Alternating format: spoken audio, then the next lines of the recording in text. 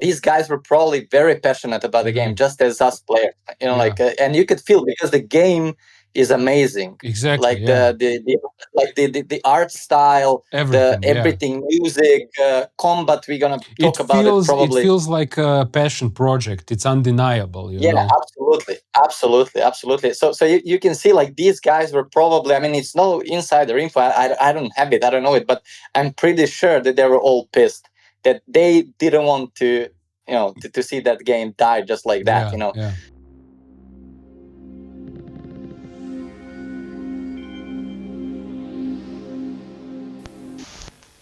Hello and welcome to another episode of Game Talk. Today we'll dive into an MMORPG that often gets overlooked for reasons which will probably plague most of this episode. But anyway, of course, I'm talking about the Age of Conan. I'm joined today by two avid enjoyers and connoisseurs of the game who are well known in the AOC community. Welcome Moriala and welcome Red. And just before we begin, I gotta say, I tried a lot of MMOs, and Age of Conan definitely stands out as the one I enjoyed the most. Let's put it like that.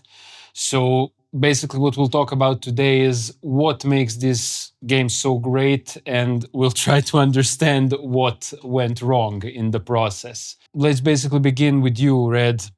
Tell me, like, regarding the launch, like what was the reception of the game? Because like another thing we have to mention is like that the game was definitely, I don't know whether it was official, but in the community it was definitely marketed like as the WoW killer, like a lot of MMOs were, and like when it released, was the reception like good? Did people really buy into that, or what happened there? No, I think that initially there was a shock after the first zone. Most of the people were like, the game felt unfinished in the beginning. Yeah, you mean after Tortage? Like the first starting zone, Tortage was amazing with voiceovers, every single quest, everything was perfect, music, everything, the whole setting, combat. And then after that, although the game looked amazing, anywhere you went, like no matter which class and so on, you would go to your own hub and so on. I think most of the people were like, for some reason, not me actually. I experienced it like that. I've seen like, okay, there are no more voiceover stuff. I didn't care at the time, but I know many people did feel like the stuff was like unfinished. The game felt unfinished, just in general felt unfinished. So I guess that was the first impression. But yeah, I mean, if I can poke in, I think also that the Tortage kind of held you quite hard. The quests were quite leading you from place to place. You felt like you went through a story that was tight, and then all of a sudden you left Tortage and you were like all on your own. Pretty much, yeah. I was a very like late comer to. I mean, now the years have passed, so it wasn't even that late. I think my first playthrough of Conan was like in 2013, something like that. It's also like you started actually a bit late, maybe to experience this leveling phase in a more kind of live world and so on, because most of the people are already stuck in the end game by that time, and it was like it was different. When I started, the zones were still kind of filled with players, but it's still, for most of the people said, felt unfinished. Not for me personally, for some reason, because I'm actually a huge Conan fan, and the reason why I started playing Conan with friends is like, I'm the fan of the franchise, of everything Conan, like ever since I was a kid, like movie, comics, everything. So I somehow didn't care at all. I was just enjoying seeing these zones and things, trying to find all the clues and things. Is there something I would like recognize and from elsewhere, from some other source and so on. So yeah, I mean that was my impression. Like personally, I didn't care at all. I loved it all the way through. Although I was totally clueless in the beginning. Like I didn't even play with any intention. Didn't know where it's gonna lead me because I started alone. I actually didn't start with friends. I started completely alone. I was meeting people along the way. So that journey was actually quite amazing at the time. Yeah, nice. But tell me one more thing, like on release, Moriala, you were saying like the game was very buggy and that put a lot of people off. Well, what's up with that? Well, the thing with Age of Conan is that it was Norway's game, you could say. It was developed in Norway. Yeah. It was a lot of the game was funded in Norway as well. you had all these 40, 50, 60-year-old men who were gamers as a hobby, and they put a lot of money into the investment of the game. Yeah.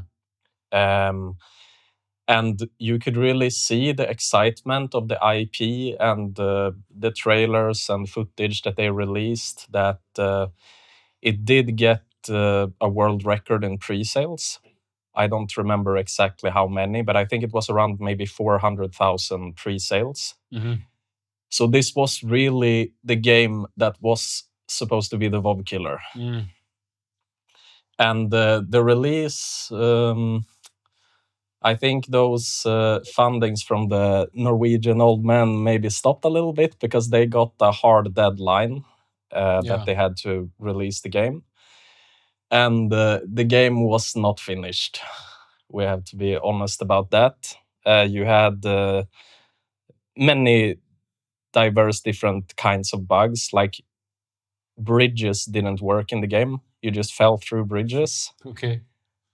Maybe you remember more bugs, Red, or were they fixed after your 8 months? There were plenty. I mean, the famous invisible horse that was like playing the game probably is still there even. It is. Yeah. Okay. Yeah, I wanted to say, how does this basically, now that we touched upon the development of game, how does this basically translate to the whole secret world plan? And was that thing, first of all, can you please explain like what the deal with the secret world was, and was the idea of that already implemented while they were doing Age of Conan as sort of a prototype what the secret world should be, or is that false? I think you know it as well, Red. Do you want to tell it? I think you think that they actually wanted to make Secret World even before they started making Conan. Yeah, like, that's what I'm asking. Yeah, basically, because it feels like they abandoned Age of Conan for that game, and that game to me was much worse than Age of Conan. You know.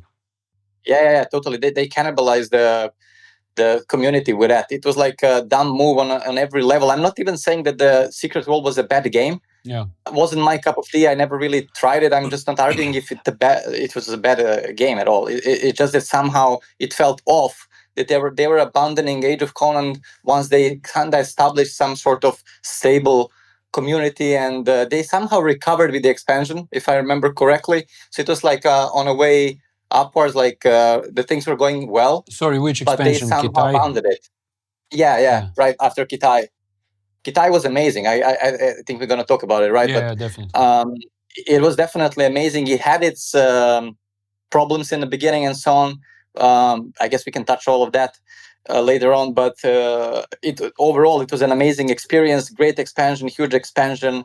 The game was like probably brought back a lot of players. I think there was like an influx of a lot of players coming back just to try the game again after the initial disappointment, and just to find that they actually did iron out certain things, and they did fix the game a lot by then, and the expansion actually brought a lot of new content, and so it was like a good moment, but then they stopped. At the time, it's not like an insider information. I don't know from where I even heard that, but I think it was basically a interview from that Assassin's Hideout. He interviewed an old developer. Right. Yeah, I remember. Yeah, you're right. But yeah, I mean, at the time, none of us really knew what was going on behind the scenes there. We were thinking like, any moment we can expect the next patch, something's gonna happen. The things were not moving forward. I don't know if you guys remember, but basically when they released Kitai, maybe I'm now jumping a bit ahead here with the topics and stuff. But sorry, but which year was that? Which year did they? 2010. 2010. Okay. Yeah, I think it was spring 2010 or something, like May or something like that, if I'm not mistaken. Mm-hmm. The point was like that was meant to bring a new raid tier, and I remember that raid tier, which is tier 4, wasn't released until 2012. So they had only like 2 bosses, which was just like I guess a teaser. Mm-hmm. First 2 bosses were out, and that's it. It was like incomplete, and it took them like 2 years, whole 2 years to complete the next raid tier. So yeah, at the time you started realizing something is going on here. They shifted priorities. Yeah, exactly. And then it overlaps with the release of the Secret World, which was 2012, right? and then you started realizing, okay, now they're moving their like whole attention, everything, all the resources into that game. This game is gonna get like abandoned pretty much, which is what happened. But But yeah. can you tell me, like, what was the team size in the beginning? Is that disclosed? Do you know anything about that? How many I people have were? heard that there were several hundred working on Age of Conan, and I have a friend who who worked at Funcom that said that you could get hired at Funcom if you just loved gaming and you liked the IP of Conan. You didn't need any coding background. They just taught you something that you could do in the office. But yeah, the same person also said that back in those days, they were several hundred working on the projects. I mean, Conan is a huge project. Yeah, of course. And very competent designers and artists and historians and people working with the story. Nowadays, with the Dune Awakening, another game cannibalizing on Conan Exiles, by the way. So they they do the same Yeah, thing still.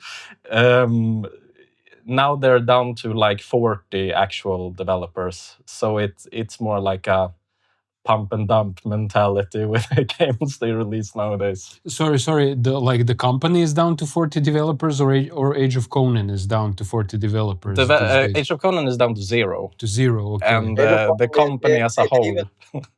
Yeah, they even let go the cleaning lady. Jesus That's the Christ. last standing there. Yeah. Okay. So, but basically, the shift with the developer drop happened, like you said, somewhere at after Kitai, when the Secret World was, or much before, basically, because if they were developing Secret World all those years, that would explain all what was happening with Conan, right? I think we were a bit unclear. I don't think it was maybe like a night where they all started working on Secret World. I think it was a gradual change after all. Okay, yeah.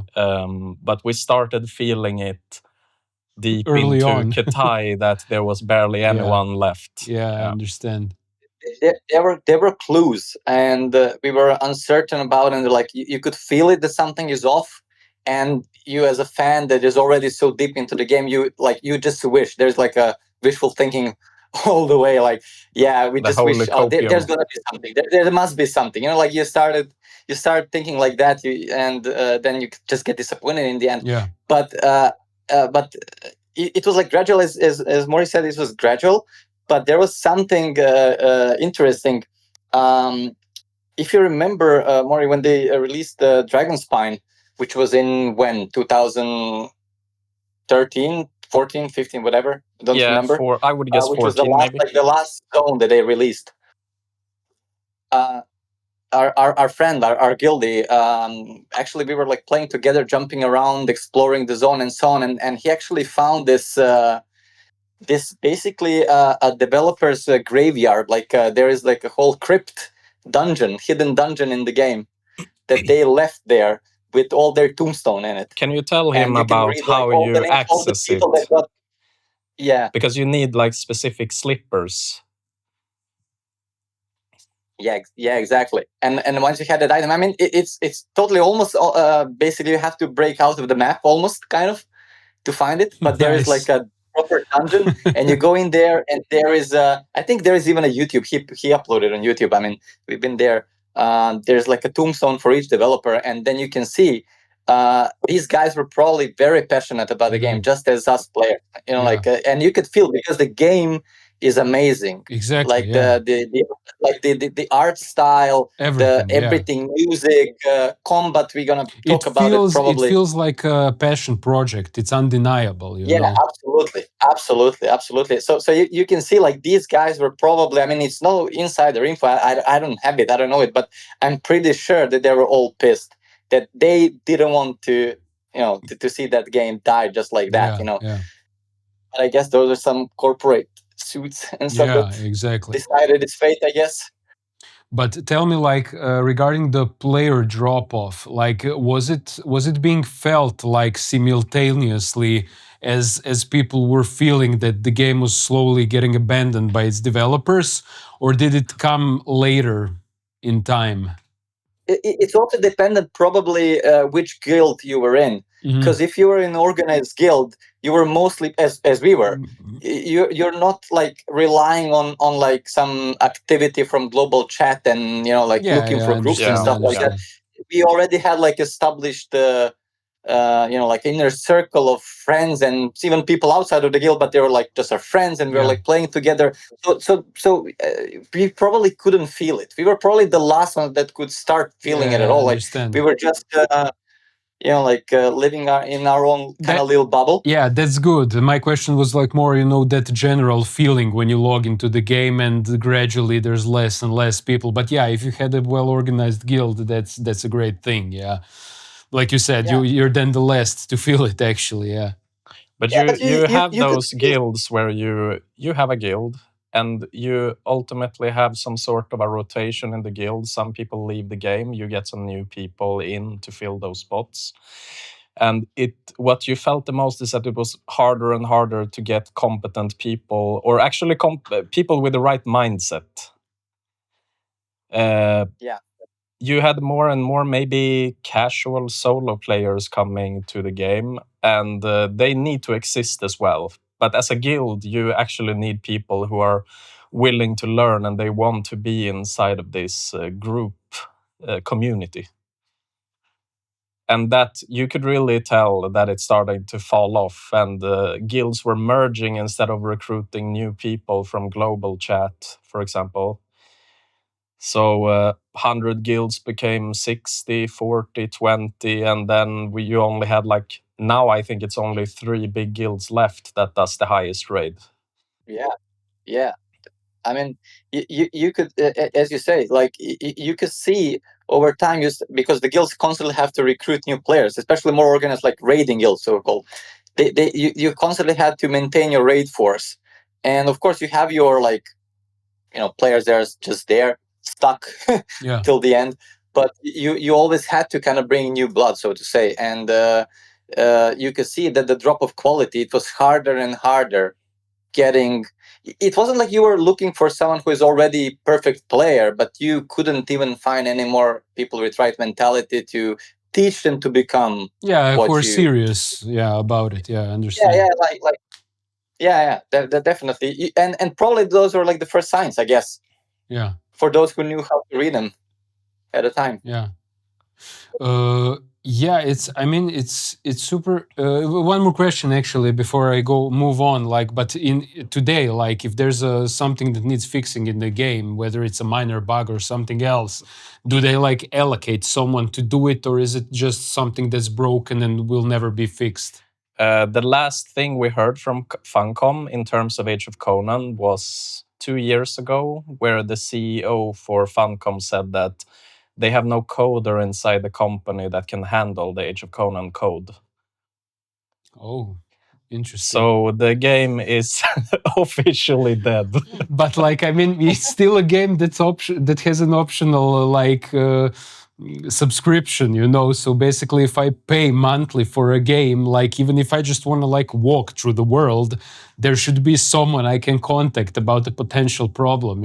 It's like They have one game master. Oh, okay. Okay, that's something. probably That's enough. something. But that's enough. I think. I mean, I haven't logged in a while, but I think there's probably 100 players at best active. Yeah. I'm not exaggerating or downplaying. I don't know how to put it. I But think I that really think you this are downplaying it a little bit. I would say 300. I'm not saying I'm right, but I would guess 300. Look, I'm gonna just say it right. like this. Like My last experience was like a bit more than half a year ago. Like, let's say a year ago, I went with a new character, like Tempest of Set. I went from Tortage to level 40. Like, I did Tortage and I did like Kopchev Province, like every quest, literally everything. I saw, in all that game time, I saw one person. So, Was that me? No, you're okay. Mori is the second person when he helped me with like elite mobs and stuff. But like, besides him, one person only I saw. Yeah. I'm gonna tell you something. I don't think it was the neglect that killed the game. I think it was the bad decisions and certain content that they came up with that killed the game. Okay, excellent, As certain excellent. sales. Sorry to interrupt you, but this is an excellent topic, and that's where I wanted to steer like the development conversation. Yeah, because the question is just to put certain more points into what you're about to say, like what happened? What happened with the marketing? What happened with everything? Because if you have such a passion project, right, that's so appealing, that's so good, like everything, that game is literally, even if I play it with no one, like with completely dead, it's still my favorite MMO to play. I can just walk through that game and it will still be my favorite MMO to play. What did they actually do? What killed the game? Maury, you wanna go? Like I know where you were going with what you were gonna say, Red, and I'm thinking it might have something to do with Raid Finder. Absolutely. I mean, yeah, that's the major issue. I mean, probably not the only one, but that's the major issue. Yeah. Yeah. So what The rate. what Red touched on earlier with the Kitai expansion, I just want to fill in and say that out of every MMO I've played quite many. Kitai is an amazing, huge expansion that could be a standalone game in itself, pretty much. And what they managed to do with the Raid Finder release, you know how a lot of MMOs went free to play around that time. Yeah. I don't even remember, was it like 2015 maybe that Raid Finder came to Conan? Or 16, might even around that time. Yeah, I'm not all against Raid Finder. Raid Finder has a good function that it can kind of give you a soft version of raids you haven't done before. And you can maybe learn some mechanics, the simplest mechanics from the Raid Finder, and you already know those mechanics when you get into the real deal later. But what they did in Age of Conan is that they rewarded the Raid Finder with Tier 4 gear. And the only raid in Kitai rewards Tier 4 gear. So it basically nullifies the whole expansion in terms of gear progression.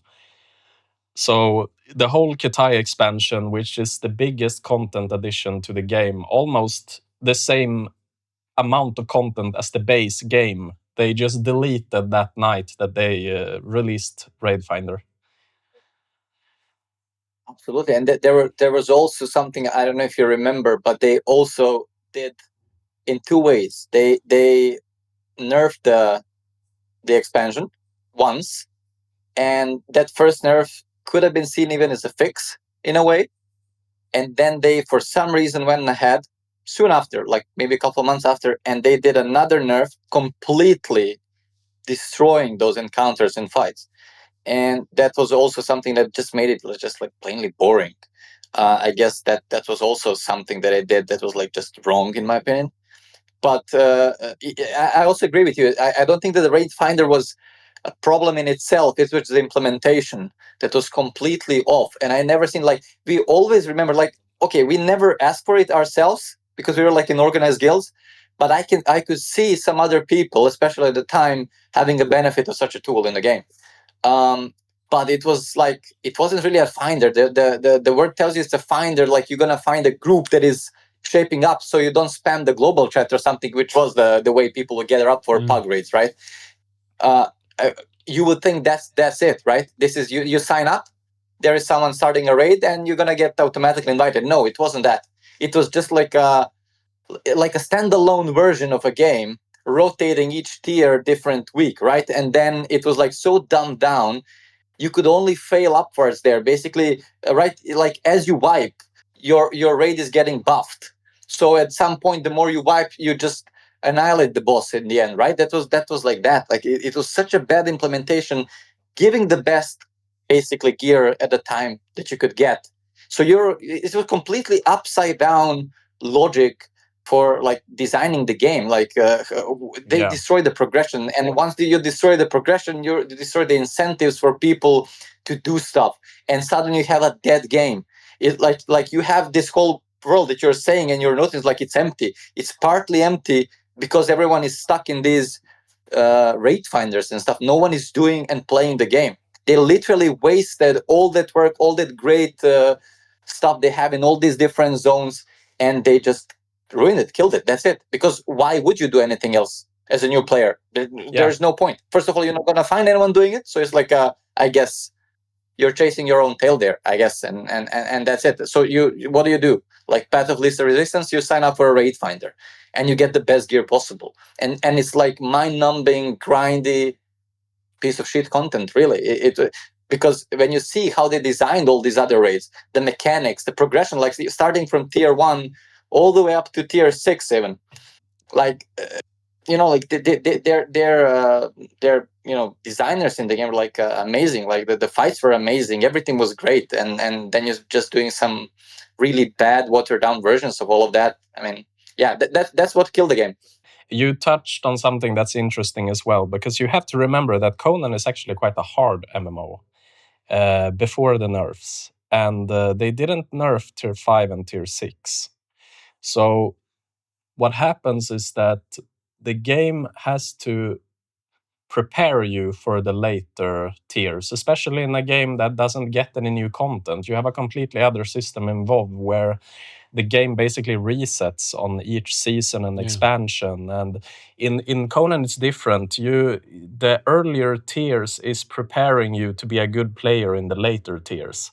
And what happened with the Raid Finder release is that a completely new player that doesn't have the knowledge or skills to do tier 5 and tier 6 suddenly had tier 4 gear, and their next step would be tier 5 raid. But they didn't even have half the skill that they would need to do those raids. And that was also killing the guilds, because you had a lot of people applying for guilds that had full tier 4 gear, but they were not ready to do tier 5, like even in the slightest. Yeah, and it was all these like people on forums constantly basically just like calling out these bigger guilds like it was like something bad, and that the game should be nerfed. Like there were a lot of, I mean, probably there were never like majority, but you had these loud voices on forums. But these people, honestly, and I'm not like saying that like snobbishly, I really believe that they were like wrong because they couldn't see, because they were not, like if you sit on a hill you could kind of see better what's underneath than them. Like they didn't really have a good overview what's going to happen once you nerf the game, and that these bigger guilds were not bad, and not, like, for the community, quite opposite actually. I know firsthand, Mori knows firsthand people that were like just out of fun organizing these pug raids, teaching people, and there was like fun times. We will all join up. Like you would have like some like couple of people online from the guild, some veterans, whatever. They would join up, and then you would just go global, look for people, and do some low tier raids for fun, on Friday evening or something. And specifically talking about Johara, basically, she was amazing. Yes. I mean, she's the one that made the feed planner, which is I guess still up. Yeah, it is. I saw it. Yeah, but she was amazing, and she, for example, let me just give you an example. She would run a raid. She was like amazing at involving these new people, and you would see like new players, people coming in and just enjoying it, having fun, and asking, "Can we join a guild?" Like, and so on. And that was the way. Like that was the way I met all the people in the game, by playing the game, by facing the challenge, and literally starting like a total noob and reaching one of the best guilds in the end, and actually improving myself along the way by being pushed by other players around me to get better. And it was the way to go, and you make friends, and that was the best thing you could do there. And that's what's still kind of holding us around. I guess this is why we're all still in touch. Like we actually did build some friendships there by playing that game for real. But it was the challenge that put us together into like uniting and overcoming it, and that was the thing. And once you introduce the rate finder, it really killed all these kind of spontaneous interactions in the game. And there was other things that also killed. We never really mentioned that, but PvP community was killed by you had this kind of PvP mini games. Mm-hmm. And by the way, we kind of skip ahead that, but in the beginning, the game was advertised a lot like a PvP MMO, right? Yeah, and it was promising all these big stages and all these amazing things, right? and it ended up being just a game with some mini games that were by themselves not bad, like 6 versus 6, like just group versus group. But Funcom killed the premates, and they only made it possible to have like random signups and so on at some point, which also killed the community. Like once you kill this competitive element of the game where you're removing all the incentives for people to team up, because I guess it goes like that. You first team up, you meet someone, you team up, you meet more people, you have a party, you meet even more people, you suddenly join a guild, suddenly like that's how it goes, and then it blows up in something much bigger, and you destroy all these small incentives for people to get together, and you destroy the whole game. Like the very core of the game was destroyed by all these different things, and Raid Finder was just the icing on the cake. Like Raid Finder completely killed the game. I think this was the time where you really could see that this is it, really, after that. But let me ask you like this, So, yeah. like I completely agree with you. Like from my standpoint as well, those are the things that kill the greatness of that game. But if you take a look at other MMOs that still have like the largest populations of players, those are the MMOs that also killed the best parts of them. Let's start with World of Warcraft. It's World of Retail is nothing like Classic was. Like Age of Conan is basically what WoW Classic was, right? And it was a beautiful experience. And I understand why they implemented, just like Mori said, Raid Finder is not bad in itself. Like if you want to do like lower tiers of raid, you don't have time to like be in a guild. You just want to like on your own time when you log on, you just want to go, and that's fine. But did that killed the core of the game? And I agree with you.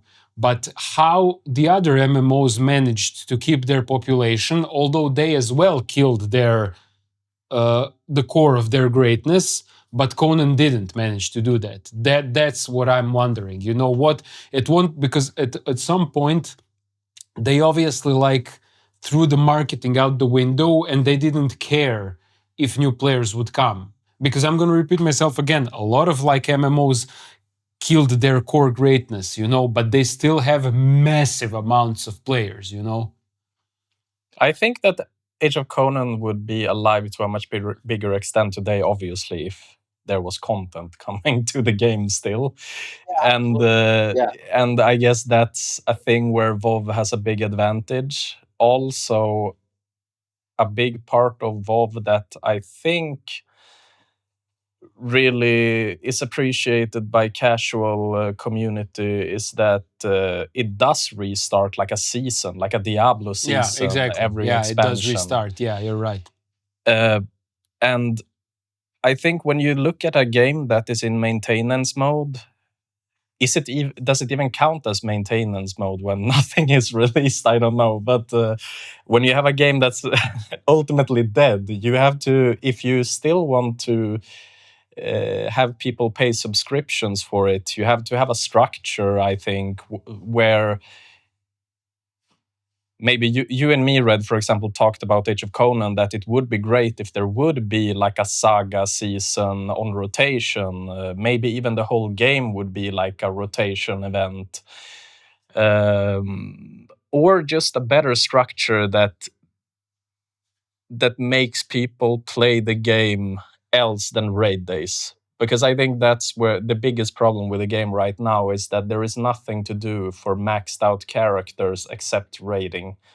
Yeah, I mean, I think you need to constantly pump up new content, and you need to have this cycle going where always this latest thing is always giving something for those hardcore players. They're like seeking some sort of challenge or something to strive for, like some high-end goal you have to in front of you. I guess you have to constantly maintain that kind of carrot and a stick in front of you to keep the community going forward while looking back and nerfing stuff behind you. And doesn't even matter if you render it useless or if you find some ways to make it fresh again. Because I've seen like what the WoW is doing right now. I mean, how they actually changed the leveling. Like you could was it like even a couple of expansions ago when we were playing it? Like you can just pick any of the expansions that is already completely forgotten. Like you can go to Pandaria, right? Yeah. And you could level up, experience the whole Pandaria by leveling up Yeah, there exactly. from the start. So that's how they use these pieces of the game now. They're not useless. You have this huge world, obviously, amazing world also, but they finally find a way how to engage players and send them back there. You know, like you can choose, and like you like that expansion, go and do it. I mean, it's still there, but it now actually gives you something valuable. Like you can level there. You don't have this same leveling experience every time.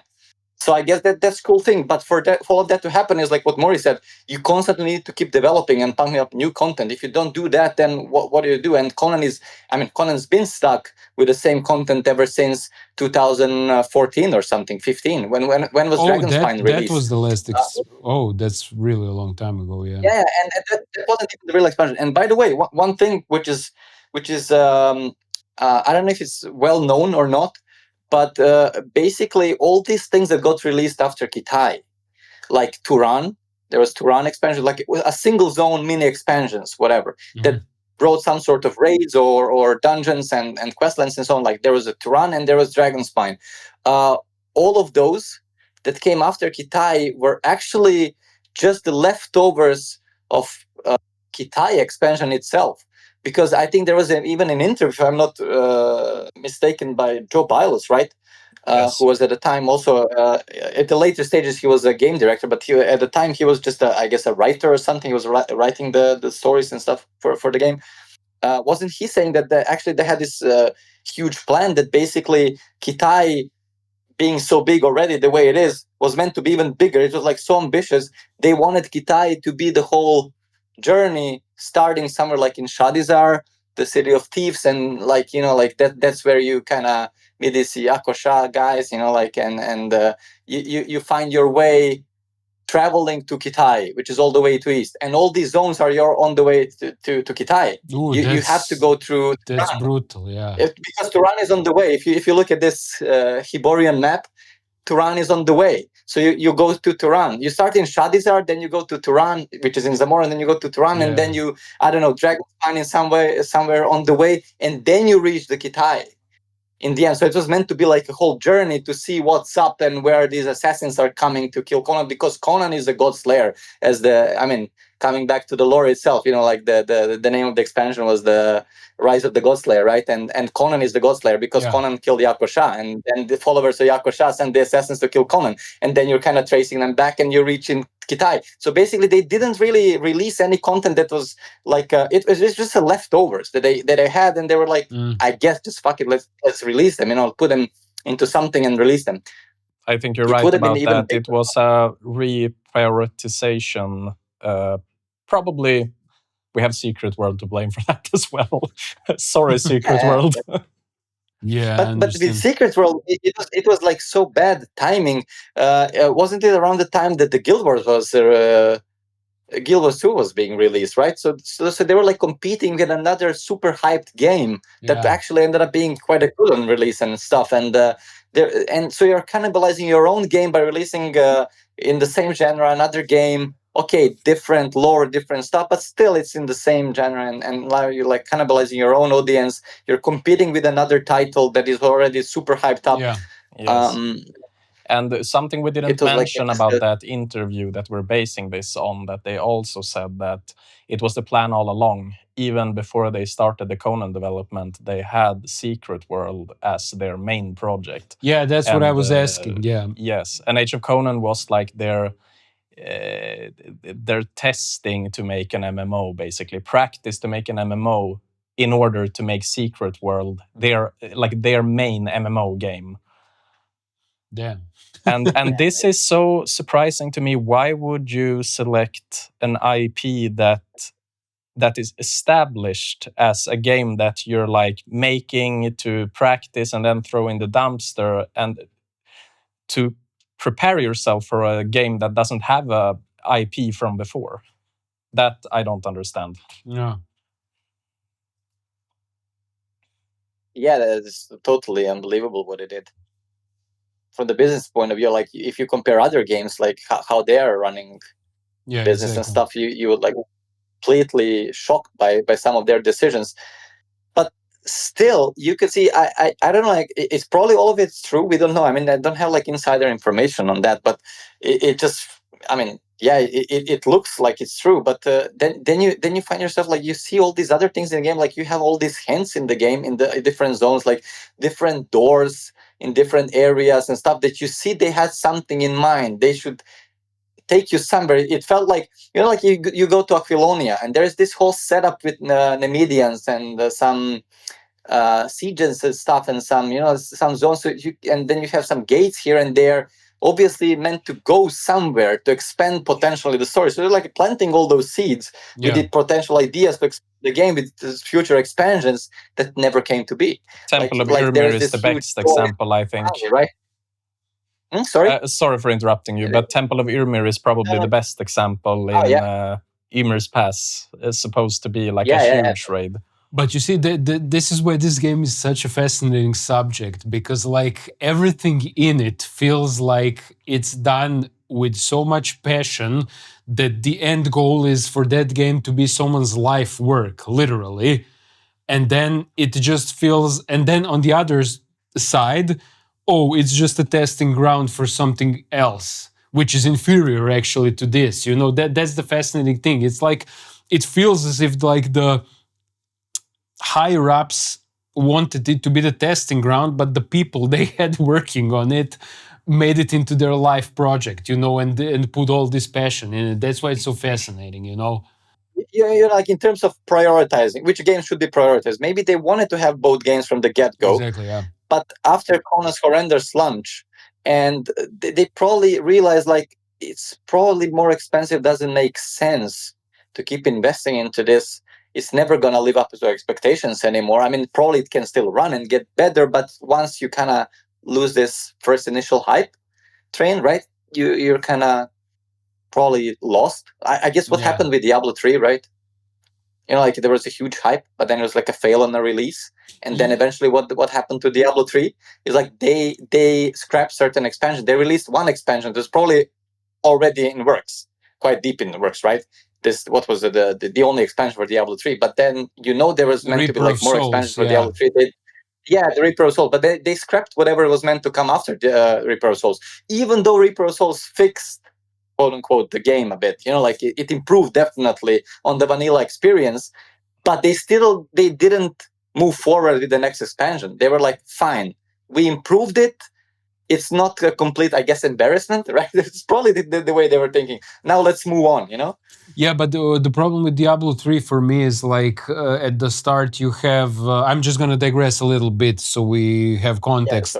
Because the problem is that they like made it into a goofy cartoon with shitty lore, like that's the whole Diablo was based on this gross satanic vibe, and then all of the sudden they made like it look like World of Warcraft and with bad lore. It's like the game, I mean, with the deletion of Blizzard North, you can see that there's no one there who actually understands Diablo to work on the games, right? Yeah. But that's the problem, because it's still sold well. It's sold brutally. That's what I wanted to get to, like with what we were saying about the development, like what killed the game, because like everyone's talking shit about Diablo 3 for a reason, right? Because like, what is that? But everyone's still playing it. It's like it has its redeeming qualities. So yeah, I don't know. Yeah, do you want to add something else to the development phase and to all, or should we move on to the game itself? I think we can move on.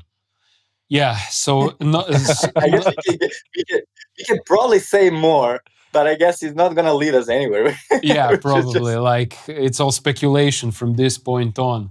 I mean, it's a speculation at this point. All I can say, maybe just to I don't know, maybe this is like now crossing over to the next topic or not. But yeah, sure.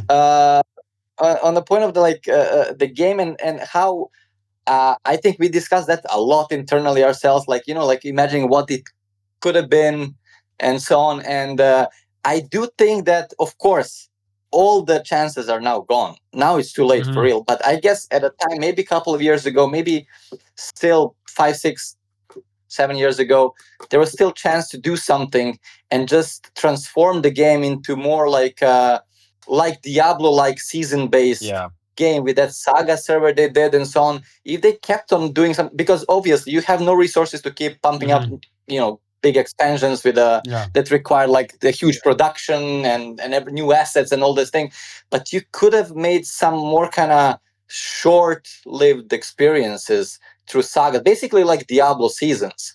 You just limit it to, I don't know, a couple of months, and you do some twist.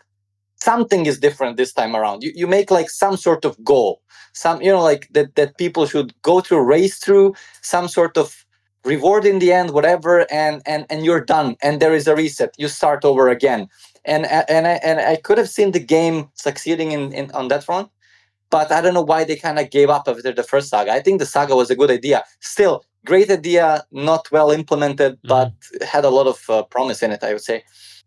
Yeah, I understand. Okay, but now let's talk about something more positive, and that's the whole feel and vibe of Age of Conan, because I believe it's absolutely brilliant. And let's sprinkle it with some debate over graphics, because I think that's one of the best looking games ever made in the history of mankind. Just a disclaimer before we begin, I feel like this is important to say. I feel like somewhere after 2010, like the whole graphic situation went overboard, and this is the thing, like today everyone is just pushing extensive realism. Almost everything is done in Unreal Engine 5, and the games have completely lost their artistic signature. You know what I mean? Like everything looks the same. For example, you have now, just a bit of digression, you have like the Oblivion remake, right? Was released, and like you look down the coast at the sunset, and if you don't have context and some form of sword and sorcery setting, it's just like a sunset. You don't know which game that is, right? It could be any game. It could be literally anything. And then when you look at the original Oblivion, it has such an artistic signature that you cannot miss it. You see one screenshot, you know it's that game. And I feel like that's completely gone with realism, which is a shame. And I'm a huge fan of like 2000 to 2010 graphics, games like Vampire the Masquerade Bloodlines and stuff like that, where you can like Max Payne, like, although they do look similar, but you see a screenshot, you can exactly pinpoint which game that is because it has its artistic signature, right? And I believe Conan has a brutal artistic signature. When you like enter the game all the way from like the White Sands Isle to Acheronian ruins to all those cellars and everything, it's like you're instantly immersed and transported into that world. That's the reason I did Tortage 20 times, because like you can always just replay it for the immersion's sake, if nothing else, Yeah, that's definitely the thing with the game. That's probably the best part of it, beside the combat. Yeah. Which is I'm gonna say it's in my opinion the best combat ever in terms of MMO. Yeah, definitely. That was like the one of the main reasons why we probably were there like for till the end pretty much. Yeah. But other than that, the art style, as you say, music as well, is a huge part of it. And music is something that is so important, just like with the Conan the Barbarian movie, the original one. What's the best part of that movie? That's actually the music. Music is amazing, and this music was inspired by that music as well. Like the whole score for Age of Conan was inspired by that.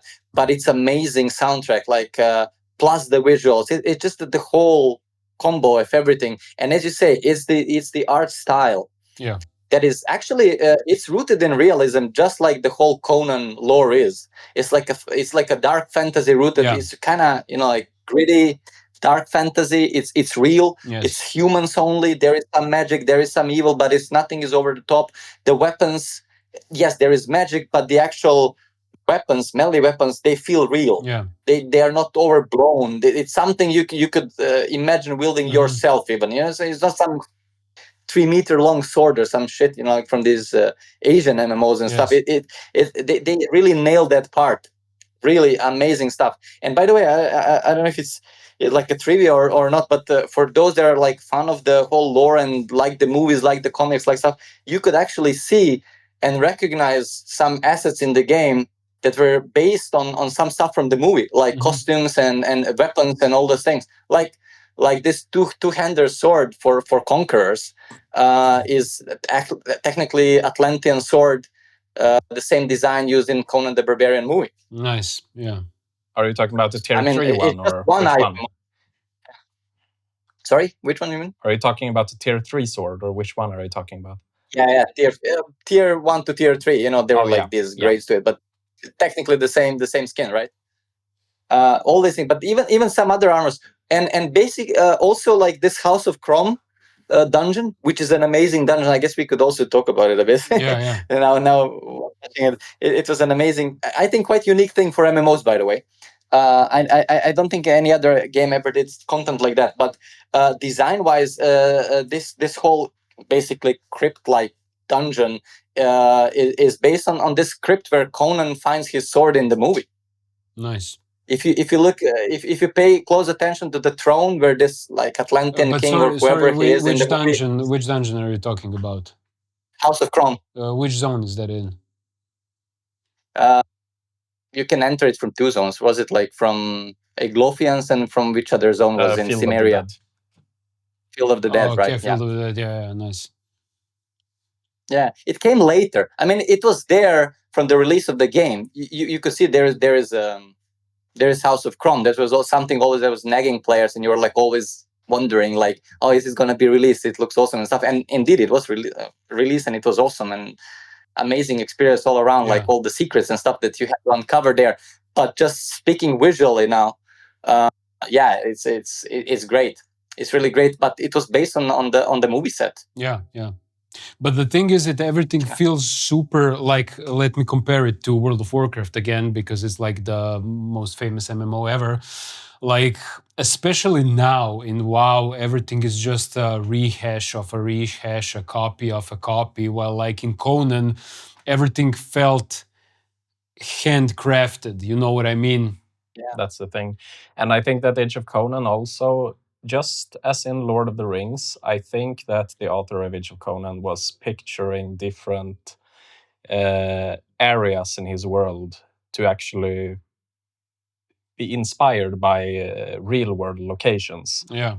So the research made for the sets, the armors, the weapons is also based on actual historic relevance in real world. Which is another great point, how much they cared about the lore itself. Mm-hmm. It wasn't just some random MMO project using a famous franchise as a base. Like it was something they truly cared about, because that's the whole thing about the Conan lore itself. Conan is basically, it's not an imaginary world. I mean, of course, it's an imaginary world, but it's like an alternate history. It's supposed to be a time that we forgot about. There is something that happened so far in the past that we don't know about it anymore, but there is actually part of civilization history that is forgotten, and that's the Hyborian Age. Exactly, yeah. And this is why, some people still believe in Atlantis and in its fall, which is like succeeded by the Hyborian Age, basically. So exactly, and that's a great thing. Like, you're already in some mysterious age, but once you're there is even something beyond that, even further in history, which is like all these in Hyborian Age long gone empires and whatever, like Acheron and Atlantis and all these, and you're like seeing all these ruins and this like House of Chrome basically is an Atlantean temple and stuff like that. It's like it's great, but but that's why it like Maury said, the research they did was rooted in the real life history, because actually Conan as a lore does relate to the real life history. That's a part of the lore. It's like it's a cool concept. It's unique. That's what makes it unique. Like there are many of these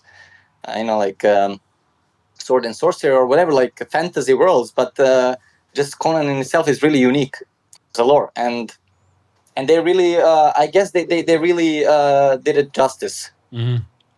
Definitely. With the whole art style and everything they did. Definitely. Like you can go from one zone to another. For example, if you go to Kitai, very Asian inspired, and really good research behind the weapons. Like if you look at historic pictures or drawings from that age, like the gear will represent that. Then you go to Turan, for example. I guess it's inspired by some Persian culture, and you can really see that. So if you compare this to WoW, it's like completely unimaginary armors being released in WoW season after season. But in Age of Conan, you get like completely other cultures in each tier, raid tier. Yeah, it's that's what's great about it. Even the stuff that you might not like, but it's still cool and original. Yeah, like, and someone put effort in it. You can see that. Yeah. Like even if like this is a minuscule thing, but even like when you first come in front of Tortage and the doors open, you can see someone put effort in those goddamn doors. You know, it's like what Age of Conan did different compared to its rivals regarding the dungeons and regarding the raids. Now you can touch upon also like the art style as well, but like how does it excel against its competitors in that field? I don't think that any other MMO has anything remotely close to Age of Conan in terms of aggro and the mechanic and how it works. Yeah. And how it was really working in the game's golden days, I would say, before all the bad content and all the stuff that started, destroying the game itself, by destroying the balance between classes and stuff with some weird gear and stuff that was coming later on. But there was a time where tanking was literally an art in that game, and you had like 3 tank classes, completely different from each other, and yet you had to actually incorporate them in raids, especially to work together, swap aggro, but just the mechanic itself, how it was made. Because in Conan it wasn't like you press a button and you switch aggro. It wasn't working like that, and that's something that Mori and me were, I think we came to a conclusion by just deeply testing the classes and trying to figure out stuff. We realized something, and maybe Mori can take over from there. He knows where I'm going with it, but we realized that all of that happened by mistake, I would say, even. Yeah, so the thing is that in most MMOs, the tanks have a taunt ability, and what the taunt ability ultimately does is to switch aggro regardless of the circumstance. So a tank that recently joined the fight where the other tank has fought for 2 minutes, you will still overtake the aggro with one click of a button. In Age of Conan, that's sort of how it worked when the game released. But the difference is that it's a coding mistake, I guess, but that button does not scale with anything. It remains the same regardless of the gear you get or the skills you get or generally the stats you get. So you would get so powerful that taunt button like degraded in its powerfulness over time of the game's duration. And in the golden age of Age of Conan, it was just basically a tool to just one other of your tools. It wasn't stronger than anything else. So you needed to know exactly the aggro of the other tank, and you needed to evaluate every combo you did and every ability you did to make sure that you didn't go too far or that you didn't fall behind. Me and Red basically developed this sixth sense that I could see on his combo animations alone how much aggro he had based on what combo he used, for example. There is even this video of yours, Mori, when we were like doing Kiliki tier 5. I think it's from your perspective, right, which you recorded, where we were like swapping aggro like perfectly throughout the fight, 2 of us, but it just never used, because there was actually one ability that would in a way reset not the entire aggro table but would put you on top no matter what, which was goad. but you never would use that because it gives a debuff on the boss that no other player can actually go themselves in the aggro table and be useful. So it was usually used like you die, you get resurrected, you're out of the aggro list, right? You're building your way up, so you would goad yourself in. It temporarily brings you top, kind of gives you a head start a bit. So, but since it gave a debuff, you didn't want to use it Yeah, like using mindlessly it and was a rely on it last because resort. yeah, it's a last resort. It had a special need, basically, to put it that way. You couldn't rely on it to switch aggro, although it would definitely give you aggro for a couple of moments, because what it would do is like it would send you on the top of the aggro list, no matter what, for a brief time. You couldn't rely on it because of the debuff it would give. It debuffs itself, so no one else can use it. So basically, you screw the whole raid. And, like if somebody else needs to use it, the other tank, can't take over. They die. So basically, you can't rely on it. So basically, the point of tanking was not to use these things at all, but switch to actually maintaining perfect rotations, perfectly knowing your class, and perfectly being aware, what Maury said, of other tanks. Aggro at the time, but it was more like you had to feel it. There was no tracker of some sort. There was no like a live tracking tool meter. or something in Conan, which is another great thing about it. But it's a real thing. It's a real math behind it. Like it's all these mechanics that come together. Like your damage output multiplied by your hate modifiers equals your threat. Like, because obviously damage triggers hate, which is like attention from the mob. But tanks as class, which do less damage, they have some sort of a hate multiplier on their damage output. This hate stat or something. So yeah, I mean, you had this calculation running in the background, but as a player, you wouldn't think really about it. You just had to know how to play, when to use which combo and ability stuff, and switching aggro like that. It was amazing experience and quite unique. No other MMO, I'm pretty sure, no other MMO ever did anything similar to it. And that's the most important thing about it. I think what made it really stand out. This thing that you just said about tanking, that's what makes it the GOAT. That's what makes it so fucking good. But that's also the reason why these games are being simplified, so they can attract more casual players, so they can retain their player base in 2025, 2026 now, right? Unfortunately, that's a fact. Yeah, but this is completely insane. Like this whole dynamic where you were saying, where you like develop a sixth sense, and then just because you play together so much, you know what to do. Like you know each other's play style. It's completely insane. It's on another level. And that was the whole thing about it. We knew each other play styles. We knew each other so well, how we approach the fight, Yeah. what we do. Some things were like, of course, we planned them together. Some things Yeah, were like yeah, just sure. by having this experience. Like I guess just like in sports, like you have this team Exactly. that is so oiled up and they're like playing well, like oiled up machine. That is like just working as one somehow. They don't even think about it. They just know this player is over there. I'm gonna throw him a ball. That kind of thing. And that was there, and that was the part of the game, and that was what was making it amazing, and giving this replay value to the game. Because let's face it, you're doing the same raid every week. Like it is actually a repetition, it is a grind, but it was always fresh. It was really always fresh and amazing, because just this experience was amazing and so rewarding, because you were rewarded for your skill in a way. And I think every game needs to have that. I think it's probably there is a balance to it, but I think this part of emphasizing the skill and some goals that are only attainable through actually conquering some challenges is very important for every single game. I'm not saying that should be the only thing, because I understand not all of us have the same mentality when we approach a game, but I think that's really important, what's driving the whole community forward. These things that are there, that are just for you to strive for. And if everything is easy, everything is irrelevant. Exactly. And that's it. Well put. Yeah. Yeah, like I remember, but probably overall the mentality changed with different generations, like younger people and stuff. We are talking about the things and experiences from 15 years ago, 10 years ago, 15 years ago. I guess the landscape has changed.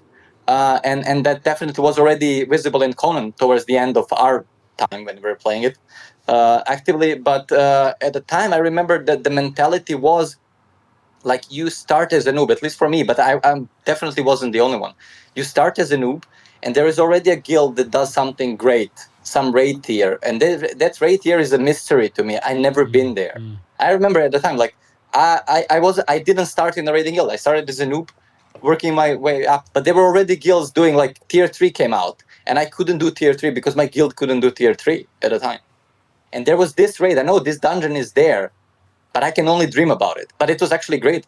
You know, like that kind of pushed me forward, really pushed me forward. And I wanted to meet these other players doing it to tell me how, you know, like, can you teach me? And then you grab some knowledge and then you work it yourself out. And then you eventually join some guild and then you get good yourself at something. And that's so rewarding. That's great. And that's what's missing from all these games, I think. Yes, exactly. Now you've touched upon one of the most important things. Like, I'll be brief about it, but one of the most important things in gaming in general, not only MMOs, like, because the adventurer part, like where you actually start as a nobody, where the game is actually hard, where like you said, where tier 3, 5, 6, 4, 5, 6 seem unattainable to you. You have so much of the world to explore, so much of the things to do before you're even able to enter something like that. Like, that's completely missing from the games, not only MMOs, but like single player games in general. You know, I don't know, have you ever played Morrowind, for example? I haven't, but I know of it. Yeah, like that's my favorite game of all time. Like my friend jokes that basically the first half of Morrowind is a hobo simulator because you're so underpowered, you know, that you just. But that's that key of adventure. Everything is an adventure. You explore, you fail, you regroup, you go again until you finally rise to power. That's what's missing with the implementation of all this like horizontal progression and shit. It doesn't feel adventurous anymore. It just feels always the same, you know? But that's the key part of these games. All these things, you know, like you see another player. Literally, these kind of small experiences in this world and stuff. You run around in a hub, and there is a guy standing in some armor, but that armor isn't bought in a shop or something. It's that earned. Armor, you know, it's earned. Yeah. He earned it, and he inspires you. And then you start talking to him. You send him a chat. He might be an asshole, you know, and tell you fuck off or something. You know, like, doesn't matter. Also, great stuff. Yeah. You know, or he might be good guy and just tell you more about something and give you a good tip or a hint or tell you apply to our guild. Yeah, exactly. And that's where all that comes to play. Like, and that's how many people joined different guilds. Yeah. You know, through word of mouth, and you just apply to a guild. You meet other people. You get better. It's about that experience. Yeah. And it's really all comes down to that in the end. And that game had it all, really. They had it sorted out, deliberately or not. I don't know. Like we figured out some mechanics were great by mistake even, but doesn't matter. It really had it all in that on level. And basically all of that was gone by the stuff we mentioned earlier. You know, like bad decisions, things like that. You know, like we didn't mention, but on speaking of bad decisions, you know, they had a ranger. I mean, there is still a ranger class in the game. So they had, I mean, but you could say they had the ranger because they destroyed the ranger with a ranger revamp that no one ever asked about or for. You know, like no one ever asked for a ranger revamp, and they did the revamp. It was, I think, 2009 or something, before Kitai and stuff. And they completely destroyed the class. It was probably one of the best classes, most interesting classes, to completely useless class. Like a caster, almost felt like a caster class or something. It was a mix between a caster and a melee with a bow and a crossbow. And by the way, the crossbow and the bow mechanics were completely separate from each other. And the crossbow was like super slow and janky, but once you actually got a shot off, you critted for like 10 times the damage you would ever do with a bow. Yeah, and then the change came, and it basically made it to just another caster. Can you also like give me the example? More than I talked about this, so I know he knows the difference between like the healer classes in like World of Warcraft or other MMOs and in Conan, is there a difference? If there is, what is the difference? I would say the difference is that in World of Warcraft, for example, a healer is healing 90% of the time of your gameplay. And in Age of Conan, I would say that you're healing for about 25% of your gameplay. The rest of the gameplay is 75% is doing damage. And I kind of like that, and it doesn't mean I don't like the WoW healing, but it's definitely a unique take on the healing in an MMO. What do you think, Red? Yeah, absolutely, absolutely agree with you. It's unique, and I think there were times where, like, especially like in progression raiding, where you're doing like super challenging content, pushing yourself through and having to figure out fights and so on, where healers really had to focus and kind of mostly heal and be on their toes all the time looking at that. But it was somehow built into the game. The way you heal, you could never really just only heal. Even then, you wouldn't only heal. And that's just the way the game was designed. You simply had to constantly do the damage in the background. There was no way you could just be a pure heal bot doing nothing else but heal. Just the way the game worked, which is kind of unique, I guess. In a way, I guess the healing itself was, if you compare it to WoW, the healing itself is less complex, but overall it's different. I wouldn't say it's worse. It's different, and yeah, I mean, I can't say what I like more, because I actually played the healer in WoW myself when I played shaman and stuff, and I liked it a lot actually in WoW. I really enjoyed healing, but when I compare it to some other healers, I never really liked casters in Age of Conan, for example. So I always kind of tend to play anything that is melee, and there was a melee healer bear shaman, and I like that one, for example. I didn't find that kind of experience anywhere else. That's somehow as a class felt really unique. Yeah, that's Playing true. like with a two-handed blunt and still being a semi-caster healer, but a melee character with some combos and stuff. So that all felt kind of unique to me in the end. I mean, going back to all this topic of uniqueness and all this great character that the game carries, that is like so different. But again, maybe not to the extent of the, like with tanking. Tanking was like really the star of the show in my opinion, but healing was great too. Right? I think the main difference is that in WoW, you're constantly trying to keep your teammates alive. Oh yeah, definitely. You have a constant damage flow that you need to take into account. And in Age of Conan, it's more like key moments that you have to be ready. It's not like you're not healing. It's more like there will be a mechanic in the fight that you need to be ready for. But it's also like a culmination of all the things together combined. For example, there is something so big coming that it has to be a work of all of us together in terms of like debuffing, deflecting, healing. Like everyone has to, like do something else about it. There is like very rarely a moment where you're just dummy waiting for a healer to save your ass. Yeah. Of course, there are like you will definitely key moments feel when you're lacking heals. That's for sure. Yeah.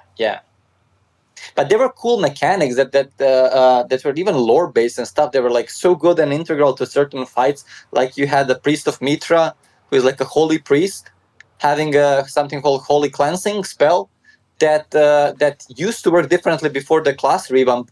For a while, it was like healing if you're in a poison or unholy damage. If you're taking that type of damage, whether it's some AOE or a direct damage type, if you have holy cleansing applied, you would get healed by it. It like reverses these. So holy priest reverse basically unholy damage and poison damage. Cool things like that. That's nice. And then they changed it to something like in the end. But that was like a crucial and instrumental for certain fights. There used to be like one boss that was like more like a rite of passage of tanking at a time in Wing 2 in Tier 2 raid, which was known as Stinky. I forgot the name of the real boss. It was a boss that you had to constantly keep moving around, kiting it backwards because it was like farting some sort of poisonous cloud all the way and filling up the room. So you're kind of basically on a timer. because eventually if you don't kill him on time, you just run out of space and everyone poisons in that gas and dies. So you have to keep moving the boss. But there was a time where obviously, when that was actually the proper content that you should do, and you were not so overgeared to overcome all these challenges. There was a time like you keep tanking, you're dropping low, Priest of Mithra gives you holy cleansing, you go into poison for a couple of seconds, you heal up, and off you go. Like cool things like that. Yeah. Pretty unique spells. Nice, yeah. Okay, like one final, maybe let's call it a conclusion question, would be, would we have Age of Conan as it is if the game had the developers' full attention? You mean how it was in its glory days? Yeah, exactly. I think that a lot of the games today, some of them you mentioned, like Guild Wars 2, you have the Star Wars Old Republic one. You have a lot of examples of MMOs that were considered dead, but they were still worked on. Yeah. And they kind of revived their player base to a point where they found a streamlined strategy where they can release content and be profitable, but not a lot more than that. Exactly, because like all of those games, like I said, this is the thing. If we're gonna pull like a parallel to World of Warcraft, Age of Conan is vanilla WoW. It's still an RPG, it still has its skill trees, it's still hard, 3 mobs can still kill you, but all these other games that, let's quote unquote say, excelled and kept their player base and found new player bases, all of those games were severely dumbed down. So that's basically my question. If the developers kept working on Age of Conan, if new expansions were coming out, if there was proper marketing, I honestly don't think today we would have Conan as it is. I think it would be a stripped down, dumbed down version of the game, just like all the other MMOs. I mean, I can't argue against it, really, what you're saying, because that's probably most. I mean, that's probably most logical thing that will happen to it over time, because I think it would follow some sort of trend Exactly, in the industry as well. Probably it would probably have hard time keeping its character and uniqueness. Which is partly due to all these different mechanics and things that are kind of old school mechanics, but really with some sort of twist. And they were like unique in a way. Yeah, it probably would be hard to maintain. Who knows? Maybe this very thing about the tanking we were talking about would eventually be fixed, and you would be back to some most generic basic tanking in the end. That's probably would have been the outcome. And that most likely. But who knows? At least the game would be still running. Maybe that's more positive note. But that's the question. That's exactly. I mean, it's still running now, but it's still like it's an undead game. I would say. But it's like you told me the other day, Mirko, that do you think that if Conan was way more successful than it is, would it have taken way more decisions like the Raid Finder and made it even more like WoW retail is today? I think it would. I think like this, if Conan was alive today and super successful, it wouldn't be the game it is. Just like WoW isn't vanilla WoW anymore. Just like, for example, Star Wars The Old Republic, they started like when that game was launched, it was the copy of vanilla WoW. It was hard. 3 mobs attack you, you're dead. Like, it was a proper MMORPG. And then gradually it followed the trend which came to World of Warcraft, if I'm not mistaken, with Pandaria, where there's like the removal of the skill tree, everything gets super simplified, the progressions start getting horizontal so you can catch up faster. Look, I understand all that, because like, if I go in a game now, I don't want to spend, I mean, I'm not a good example here, because I do want to spend 6 months leveling vertically because that makes me immersed in the world. But I understand that someone doesn't want to spend 6 months leveling vertically. They just want a horizontal start. They like WoW retail is today. You basically log in 2 days, you're level 70 and you can play the latest expansion. That's it. Fine. That's good. but it takes away so much from the immersion of the world. It's like you cannot replace that. It's just. But I understand the predicament. I understand the dilemma, and I understand why. I don't have a solution for it. I'm just like pointing out what it is, right? I would I say think that what Conan was so is in big a pretty good place right now, and if you want to try it, I would say go into it. Because sure, the game is on paper dead, but not really. Like, you can join a guild, you can do all the Yeah. content that's there. Do it, I would say. Sorry, Red, I interrupted you. No, that doesn't matter. I wasn't about to say anything smarter than that's all. Yeah. Right. No, that's all true. Yeah, I mean, it just I just find it personally a bit sad because no matter what, even though I agree that probably that would have been the end of the game and it would end up the way you said it would, I still would prefer that over this. I would still prefer that the game still kept us around. Yeah, I understand you And you would completely. Yeah. still find some bits of the game that you would enjoy, just like with WoW. Because I can say that I don't like most of the game, but I still like the way the Mythic Plus works. Yeah. And I would love to have something Mythic Plus in Conan like. Yeah. Closest to that was the time trials and stuff when they got released, and the push towards time trials. And yes, we were bragging, but not that it was actually probably an achievement, because we were probably the only ones caring about it. Pretty But we were much. the first ones to reach the master of the trials and everything. But yeah, I mean, but you did, Mori. I wasn't really involved in that, but you did had like a community incentive to and some initiative where you had some sort of competition on forums, right? And you kept on actually pushing this. Yeah, time trials we and have records this up for it. leaderboard thread where it's still up. Yeah. Like, if you want to do some time trials, go do it. There is a lot of, like, I made it so that there is 1 to 3 spots. So even if you're like casuals that want to do something with your maxed out characters, you can claim a. I'm not telling you can't claim a first spot, but you can at least claim a second or a third spot if you want to.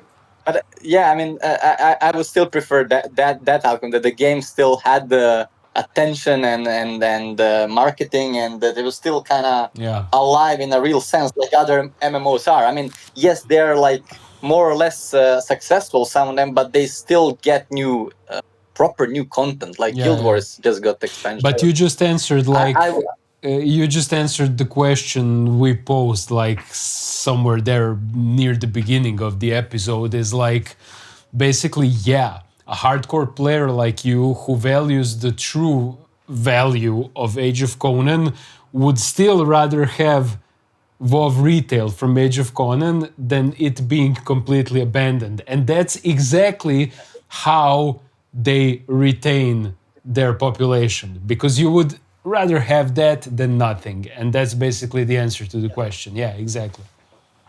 Exactly. Yeah. Okay, so we're going to bring this to an end now. Thank you for watching this episode. Don't forget to subscribe to the channel and like the video if you enjoyed the content. And hopefully we'll see you in the next one. Cheers.